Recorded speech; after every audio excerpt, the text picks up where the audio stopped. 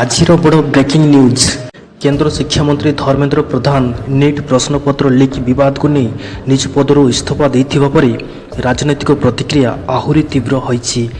ଏହାକୁ ନେଇ ଭୁବନେଶ୍ୱରସ୍ଥିତ ଉତ୍କଳ ବିଶ୍ୱବିଦ୍ୟାଳୟରେ ବିଜୁ ଛାତ୍ର ଜନତା ଦଳ ଓ ବିଜୁ ଯୁବ ଜନତା ଦଳ ପକ୍ଷରୁ ବିକ୍ଷୋଭ ପ୍ରଦର୍ଶନ କରାଯାଇଛି।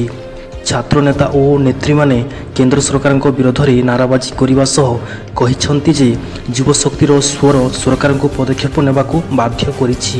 ଏଥିସହ ପ୍ରଦର୍ଶନକାରୀମାନେ ଓଡ଼ିଶାର ପାଠ୍ୟପୁସ୍ତକ ବିବାଦକୁ ଉଠାଇ ରାଜ୍ୟର ଗଣଶିକ୍ଷା ମନ୍ତ୍ରୀଙ୍କ ଇସ୍ତଫା ଦାବି ମଧ୍ୟ କରିଛନ୍ତି। ଏହି ଦାବି ବିରୋଧୀ ଦଳ ଓ ଛାତ୍ର ସଂଗଠନମାନଙ୍କର ରାଜନୈତିକ ମତାମତ ସରକାର ପକ୍ଷରୁ ଏହା ଉପରେ ଭିନ୍ନ ମତ ରହିଛି। ବର୍ତ୍ତମାନ ଏହି ପ୍ରସଙ୍ଗକୁ ନେଇ ରାଜ୍ୟ ରାଜନୀତି ସରଗରମ ଥିବାବେଳେ ଆଗାମୀ ଦିନରେ ସରକାର କେଉଁ ପଦକ୍ଷେପ ନେଉଛନ୍ତି ତାହା ଉପରେ ସମସ୍ତଙ୍କର ନଜର ରହିଛି।